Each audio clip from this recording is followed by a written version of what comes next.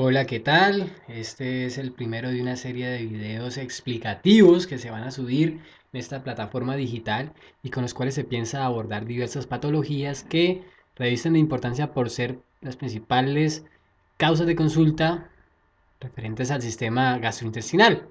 Esta serie de videos está realizada por estudiantes de cuarto año de Medicina y Cirugía de la Universidad del Valle, que cursan el componente de gastroquirúrgicas del módulo 1 de adulto y anciano.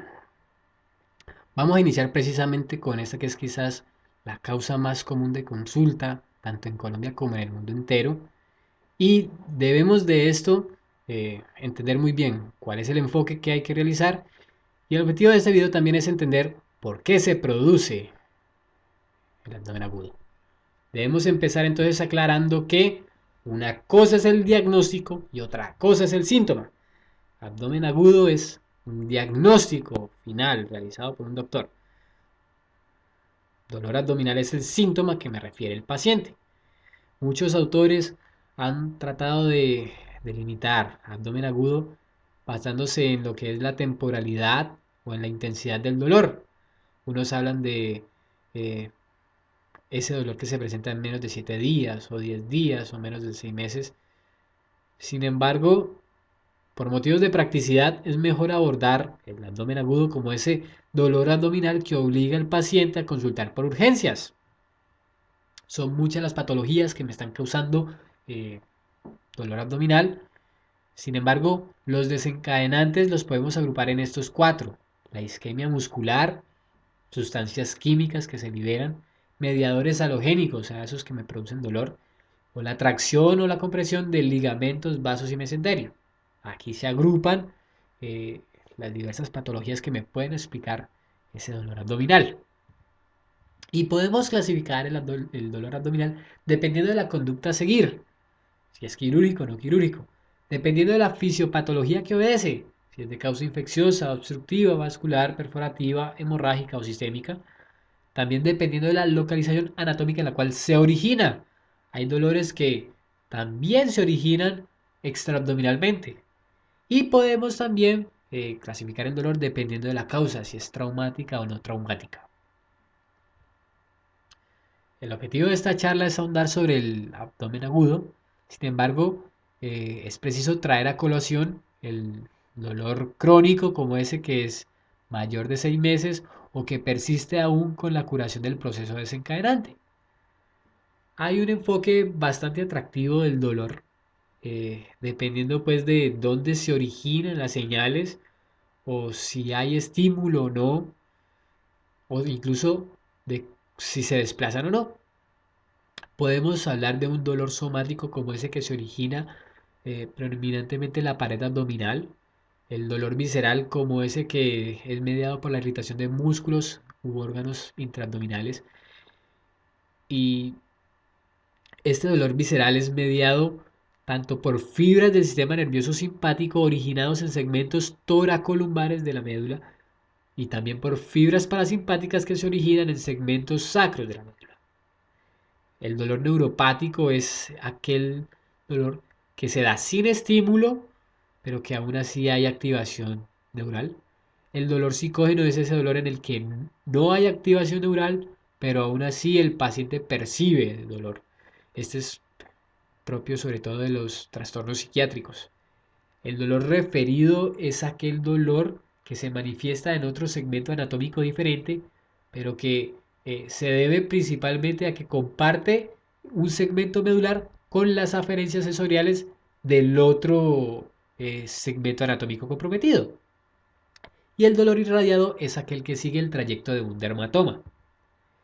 En cuanto a la fisiopatología, vale la pena aclarar que eso es dependiendo de dónde se esté estimulando las fibras.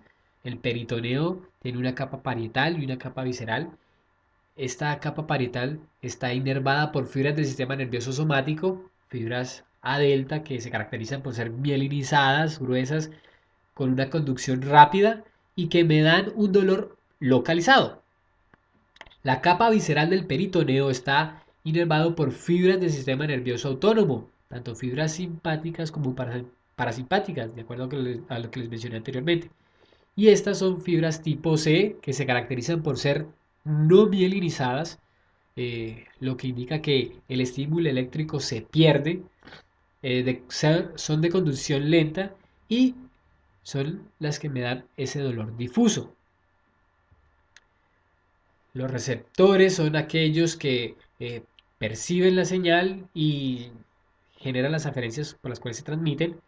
Hay dos tipos de receptores, unos nociceptores viscerales y unos receptores sensoriales no específicos.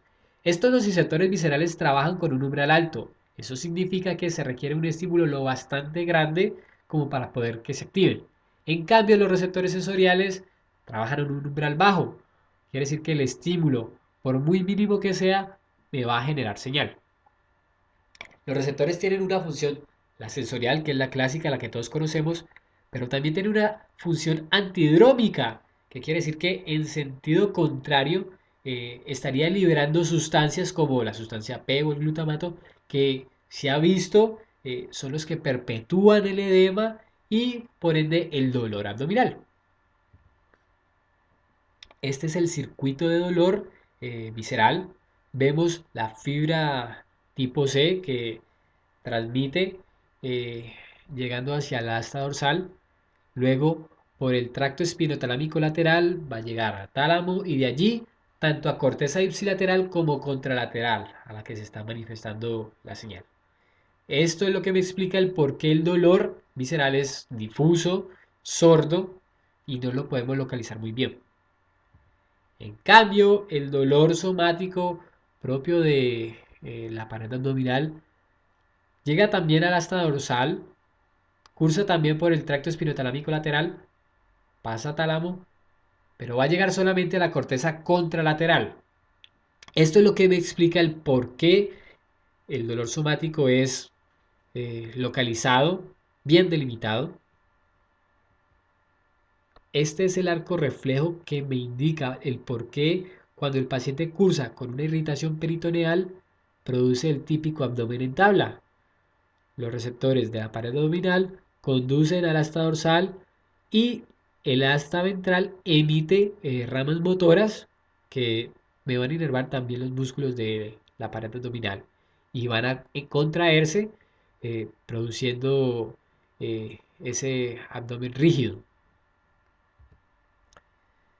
Debemos delimitar muy bien el sitio del dolor ya que podríamos inferir cuáles son las estructuras que están comprometidas.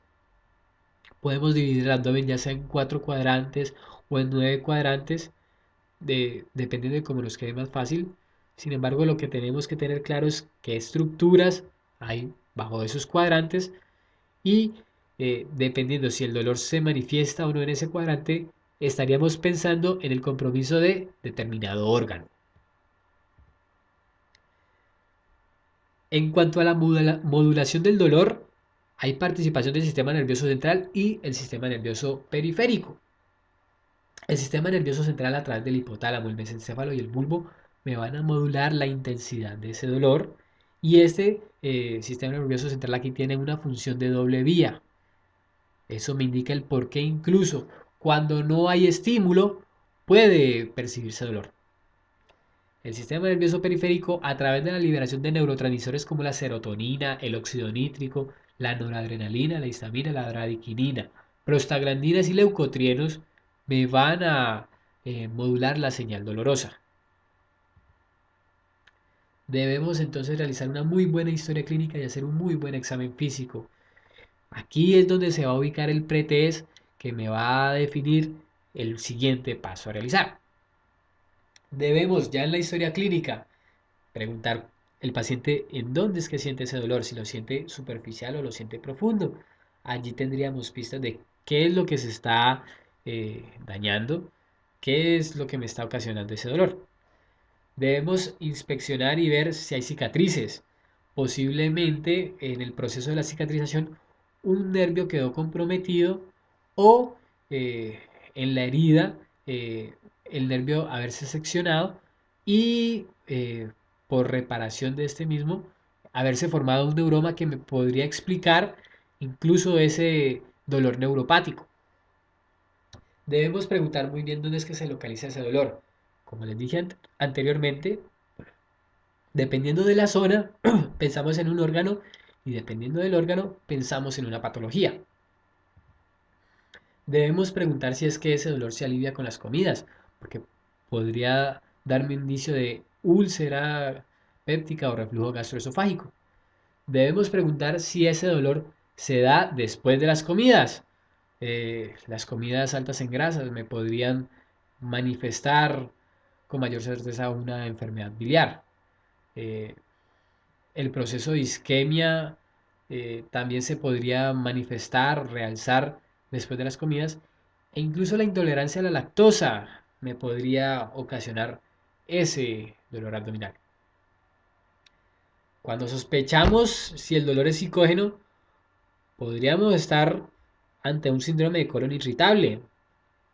Debemos tener claro que este diagnóstico es de exclusión, pero como veremos en un video posterior, últimamente ha tenido un enfoque de primera, o sea, de primera intención, ya que es tan prevalente esta patología que el hecho de que sea considerado de exclusión ya está a debate. Ahora, si nosotros queremos diferenciar el origen de este dolor, si es somático o visceral, podríamos realizar un bloqueo de plexo celíaco. Recordemos que el plexo celíaco me va a inervar las vísceras. Por lo tanto, si lo bloqueamos, el dolor visceral quedaría abolido. Y si hay persistencia del dolor, es porque estamos ante un dolor somático. Debemos inspeccionar cómo es que el paciente se comporta o qué postura adopta. Esto nos da un indicio de posiblemente con qué es lo que está cursando. Si el paciente está moviéndose constantemente, posiblemente lo que está es teniendo un cólico y esto me daría un indicio de que hay compromiso de víscera hueca. Si el paciente se encuentra inmóvil, podría ser que esté cursando con una peritonitis, por lo tanto presente una defensa abdominal generalizada. Si encuentro el paciente acostado con los muslos flexionados, siendo esta postura la que le atenúa el dolor, puede ser que el paciente esté cursando con un absceso de psoas o con una apendicitis retrocecal. Y la semiología nos ha descrito la típica posición maometana, que es bastante sugestiva de pancreatitis. Debemos tener presente que, dependiendo del grupo etario, hay patologías más prevalentes. Por ejemplo, en los ancianos es más común encontrar cáncer o aneurisma de aorta abdominal. También en los adultos podemos ver colecistitis. Hacia la segunda o tercera década de vida podemos ver con mayor prevalencia la apendicitis y en menores de 50 años generalmente el diagnóstico es inespecífico, no sabemos cuál es la causa del dolor. Las mujeres presentan también causas ginecológicas que me estén explicando ese abdomen agudo, por ejemplo, un embarazo ectópico roto, una torsión de quiste de ovario, en fin. También la colecistitis y la colitiasis son bastante prevalentes en las mujeres. En los hombres eh, pueden haber síntomas referentes al escroto que me estén ocasionando este dolor abdominal. La urolitiasis y la aneurisma de aorta abdominal también son bastante prevalentes en los hombres, más que las mujeres. Debemos preguntar de dónde viene el paciente, a qué se dedica y demás antecedentes. Por ejemplo, si el paciente viene de la costa pacífica, podríamos estar ante una malaria que también me explica un abdomen agudo. En Bolivia, en África y en regiones andinas eh, que se caracterizan por una dieta alta en alimentos fermentables, el vólvulo sigmoideo es bastante común. Si el paciente trabaja en metalúrgicas o fundiciones, podría ser que presente una intoxicación por hierro que me podría determinar ese dolor abdominal, o un campesino es bastante susceptible a parasitosis. Debemos preguntar si previamente tuvo cirugías, ya que las bridas, que son las adherencias que se dan eh, entre órganos, pues podrían generarme obstrucción intestinal que a su vez explicarme ese dolor agudo. Si el paciente eh, ha sufrido de síndrome coronario, puede ser que eh, lo que el paciente refiera como dolor abdominal sea precisamente isquemia mesentérica. Una ingesta crónica de AINES me podría explicar una enfermedad acidopéptica manifestándose como un dolor epigástrico urente. Eh, el embarazo ectópico roto, como lo mencionamos anteriormente, me podría explicar abdomen agudo. Si la paciente ha tenido amenorrea o trastornos de la menstruación, es muy posible que curse con esta patología. Nutricionales, antecedentes, por ejemplo, la intolerancia a la lactosa o la ingesta de grasas, como lo mencionamos anteriormente, también es importante como para dilucidar la causa. Ya para definir la enfermedad actual debemos hacer estas 10 preguntas para poder caracterizar muy bien el dolor. Muchas patologías comparten el dolor abdominal. Sin embargo, este dolor abdominal manifestaría características muy diferentes. Es por eso que nosotros debemos averiguar cuál ha sido el tiempo de evolución, cómo fue que inició, si lo hizo de forma súbita o progresiva. Por ejemplo, en el caso que haya sido progresiva, podríamos estar ante una neoplasia. Debemos preguntar cómo es ese dolor. Si es como un cólico, posiblemente el compromiso sea una víscera hueca. Ardoroso, en el caso tal, por ejemplo, de la enfermedad ácido péptica. Opresivo, punzante, debemos averiguar la cronología del dolor. El ejemplo clásico es el de apendicitis que inicia eh, a nivel de epigastrio y luego se desplaza hacia la fosa ilíaca derecha. Debemos preguntar la severidad del síntoma. Aquí la escala visual análoga tiene un papel muy importante. Debemos delimitar muy bien la localización, ya que por lo que les mencioné anteriormente, la localización me muestra un órgano y el órgano me muestra una patología. Debemos preguntar si ese dolor se irradia, o sea, si se desplaza, se corre o salta, en el caso de que se refiera. Por ejemplo, el cólico biliar en muchas ocasiones se caracteriza por también presentar dolor en hombro derecho. Debemos preguntar si hay algo que atenúe o hay algo que agrave ese dolor. Debemos preguntar por historia de dolores similares. Por ejemplo, en mujeres, el hecho de que haya historia de dolores similares podría orientarnos ante un dolor de origen ginecológico.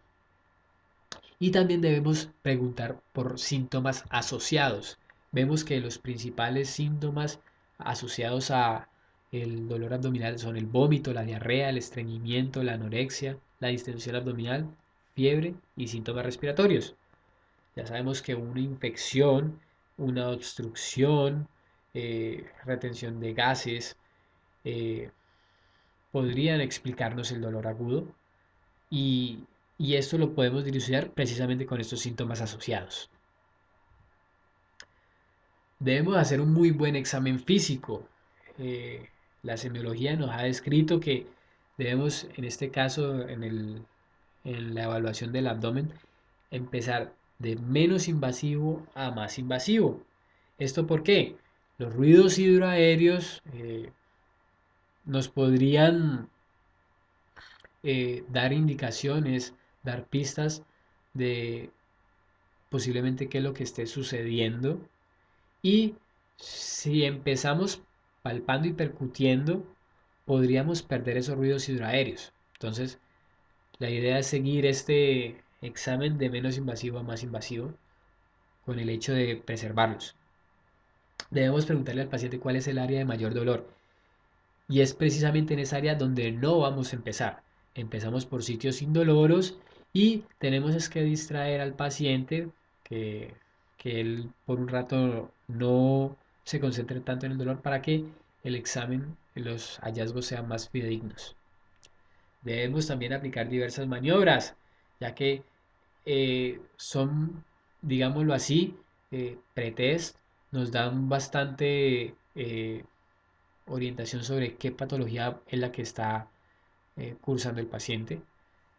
El signo de Blomberg es también conocido como el signo de rebote y es ese dolor que se da a la descompresión en la fosa ilíaca derecha, bastante sugestivo de apendicitis, al igual que Robsin, que es el dolor que se manifiesta en fosa ilíaca derecha cuando se oprime la fosa ilíaca izquierda. El signo de Murphy se da cuando en el hipocondrio derecho, en inspiración, se palpa y ese dolor desencadenado, más precisamente a nivel del punto cístico, es el que me podría estar indicando una patología biliar.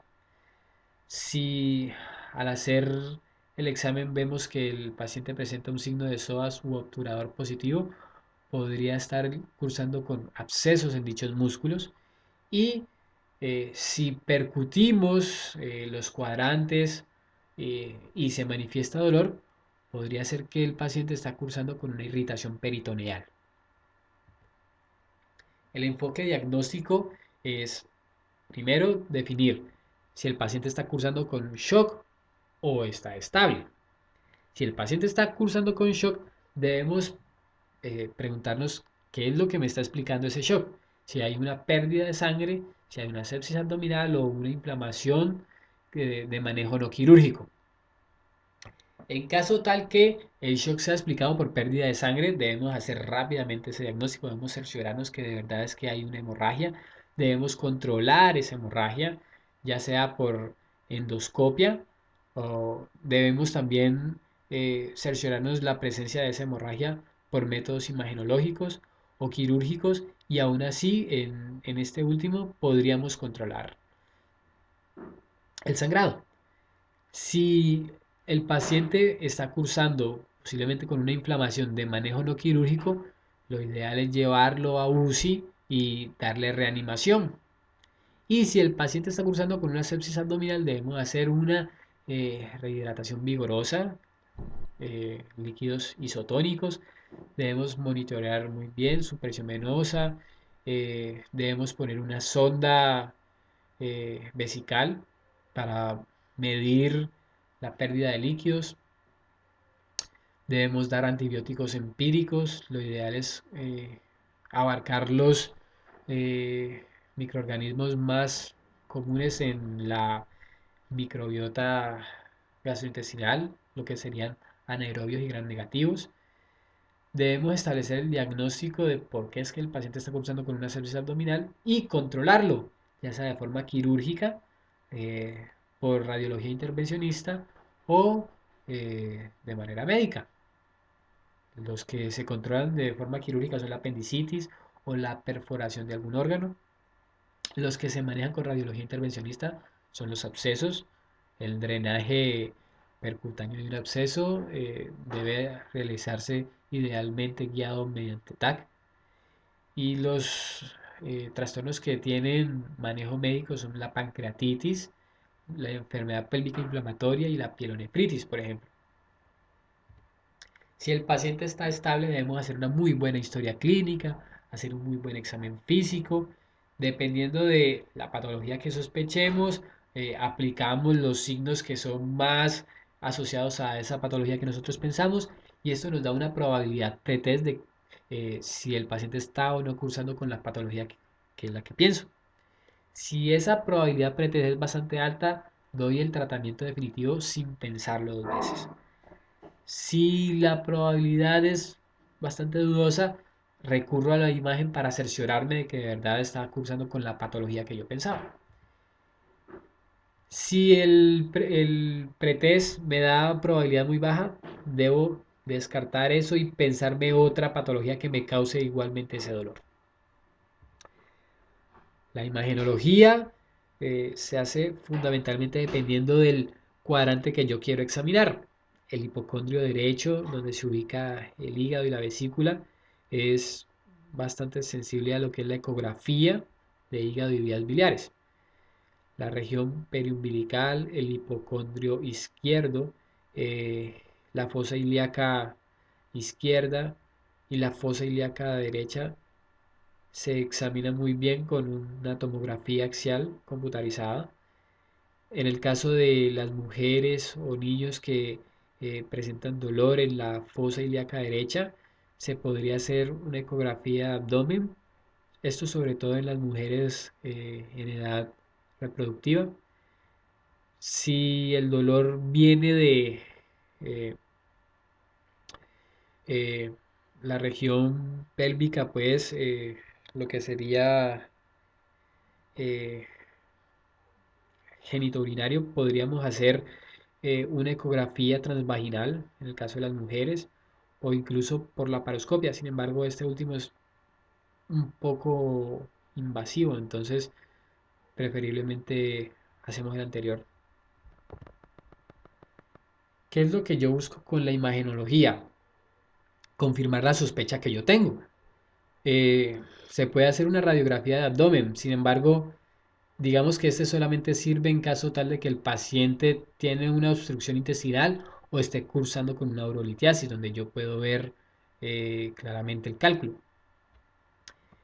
Es ideal en pacientes inmunocomprometidos y en ancianos hacer un TAC, ya que me evalúa bastantes órganos de la cavidad intraabdominal.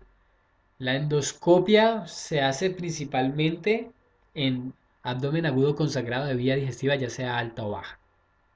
Yo con la endoscopia lo que quiero es buscar el origen del sangrado. Con la radiografía de tórax, pues lo que yo pienso es si hay una perforación, entonces se me va a formar un neumoperitoneo por la ruptura de esa víscera hueca. Entonces yo esperaría encontrar eh, las cúpulas diafragmáticas un poco más elevadas. Sin embargo, este no es muy sensible. En la mitad de los casos de perforación, ya sea intestinal u otros órganos de víscera hueca, me va a dar manifestaciones en una radiografía de tórax. En cuanto al angiotac o la angiografía, es bastante útil en isquemia mesentérica. Si yo sospecho aneurisma de aorta abdominal, hago preferentemente una ecografía abdominal. Necesito ver la aorta dilatada. Sin embargo, si esa ecografía me dejó con dudas, procedo con una tomografía axial computarizada. La laparoscopia se hace en mujeres si la ecografía falla. Como les mencioné anteriormente, la ecografía transvaginal se prefiere, pero si no, entonces se hace la paroscopia. Cuando yo pienso pancreatitis por la clínica, veo que la radiografía de tórax está normal y el paciente cursa con un abdomen tabla. Lo ideal es que yo haga exámenes, pido amilasa o lipasa. Quiero descartar que el paciente esté cursando con una pancreatitis. Hay pacientes que se consideran de alto riesgo, como los inmunosuprimidos, las edades extremas, o sea, niños y ancianos, mujeres embarazadas o pacientes con uso crónico de AINES.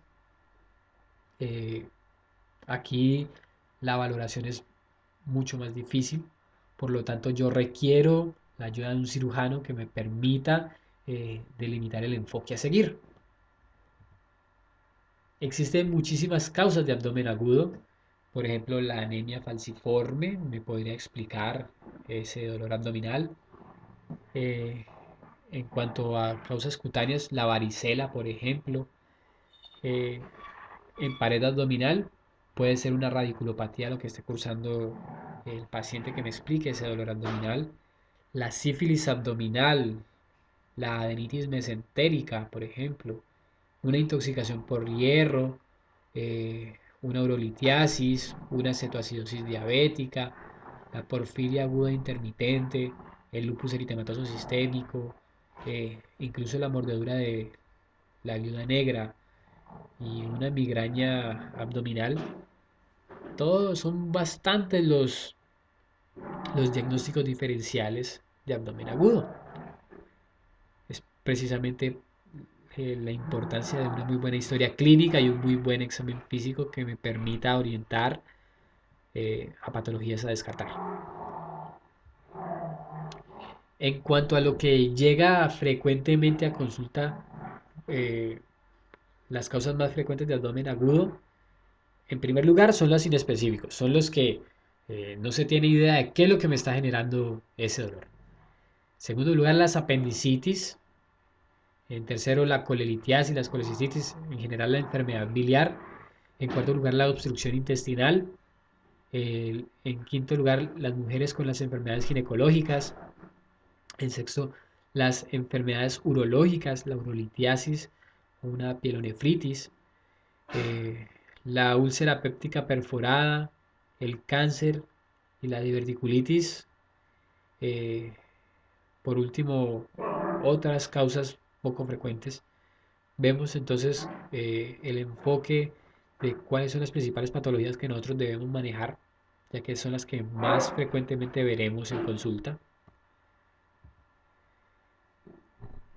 Si el paciente cursa con un dolor intenso que me imposibilita hacer un buen examen físico, eh, ya se ha discutido esto antes y la conclusión es que se pueden dar bajas dosis de opiáceos para poder calmar el dolor y poder hacer una muy buena historia clínica y un muy buen examen físico.